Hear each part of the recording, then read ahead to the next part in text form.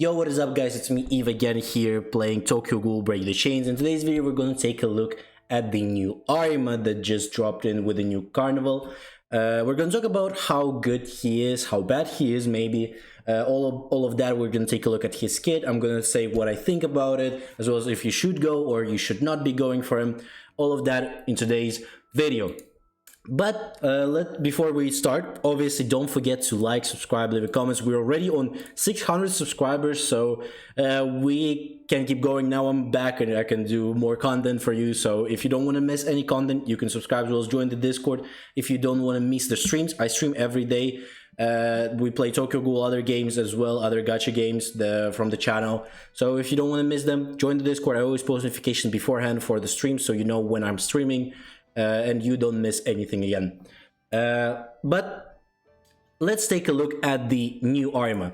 First of all, the interesting thing is he's a low rank investigator. So that means like usually when you're using the lineup, you're using the co-op for the CCG because it buffs the higher end investigators, but he's the lower end investigators, as you can see here, the higher end investigators, but he's the lower end, so he kind of falls off in terms of the ultimate, because this is a higher end. I believe Shinohara is also higher end, if I'm not wrong.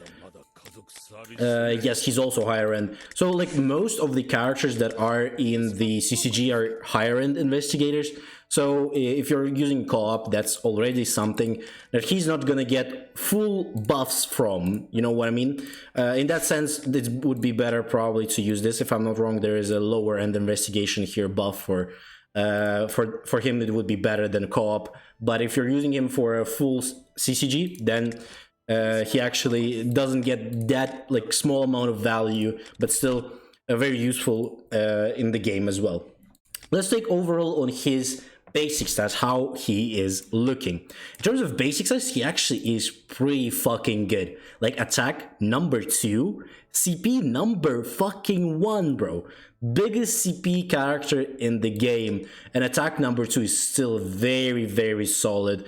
Like it's very huge. And even in defense and HP, he's overally really, really good statted.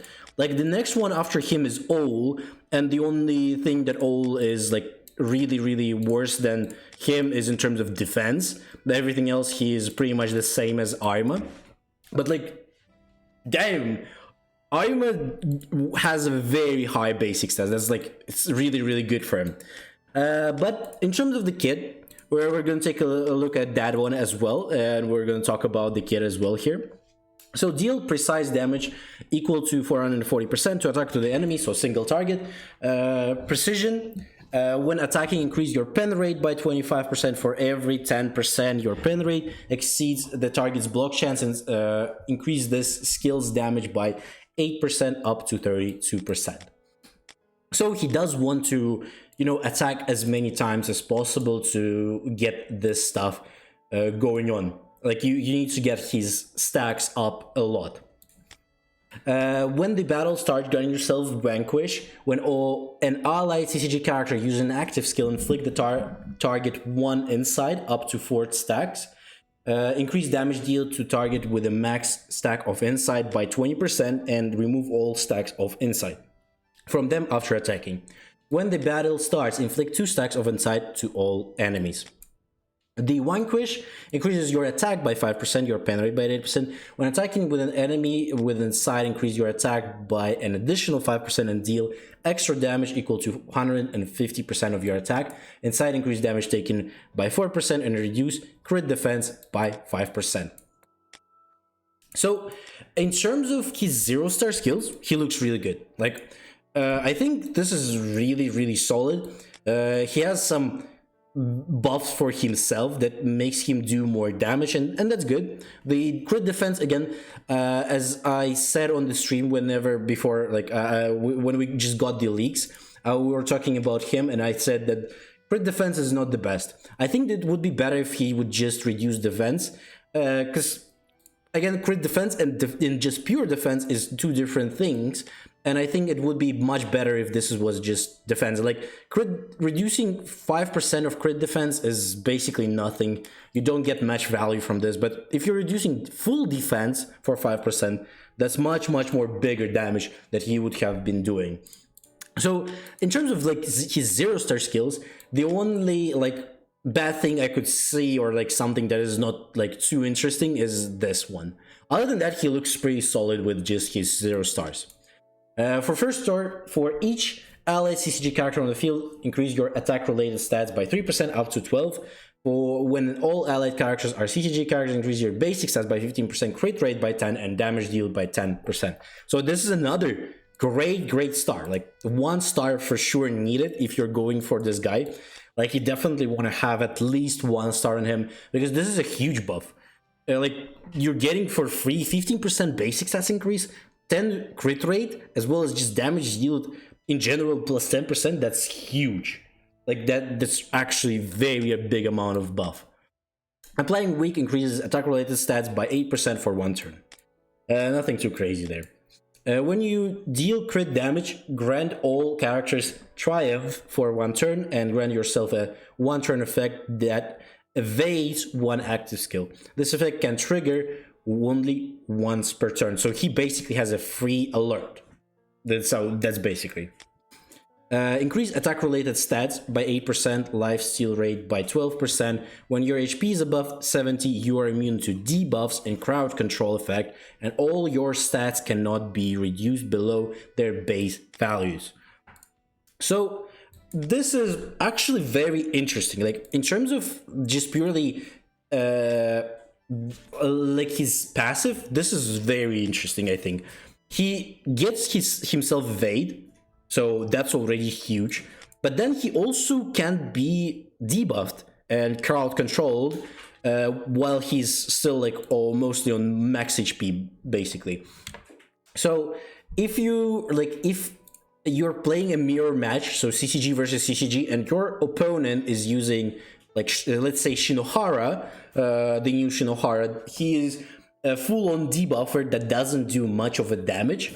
So if you're not like, if he's not gonna attack this Arima, so he's not gonna get a big amount of damage onto him, then he could just not get any debuffs at all on him, because Shinohara again doesn't do that much damage. I don't think Shinohara would, like, without like a 3-star skill, could get past like 30% of HP, I think, in one go.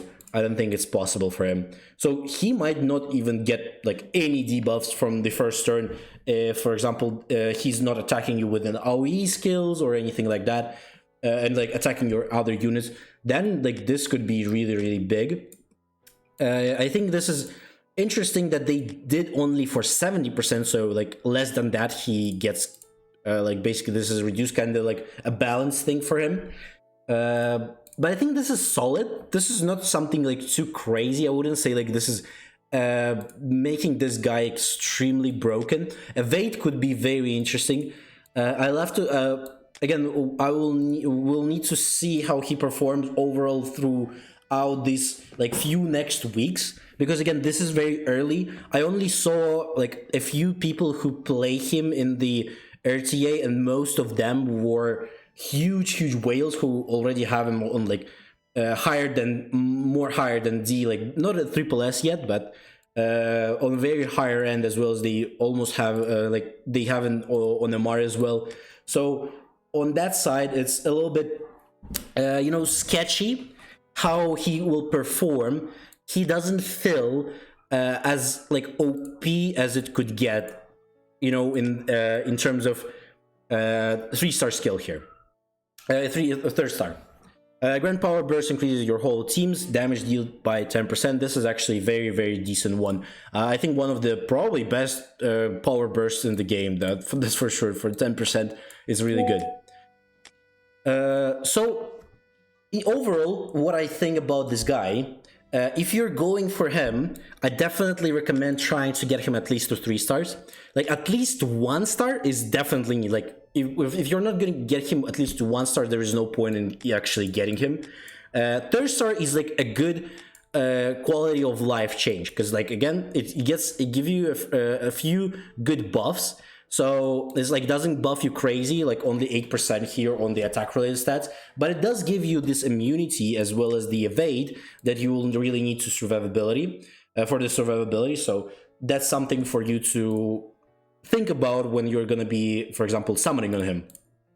In terms of where he stands in the meta, I think he's a whale character. Because again, I didn't see any good use for him in terms of for free-to-plays and like a very, very low spenders. Like people who spend like $3 a month, though I don't think it's a good idea to invest in him too much. Like already in the CCG team, there's already a lot of solid characters that you can invest over him. Well, if you take a look at the full CCG again, I'm gonna switch this guy for full CCG here. It looks like this currently. So already you have a backup character, you have insane like activator for your half anniversary character. So these two comes in like basically in a pair. If you're not using both of them in the team, then there's no point in even using any of them. This guy is insane character because of the new 2 gut cells that he got. So with 2 gut cells, he's broken. He can one-shot instantly in the first turn.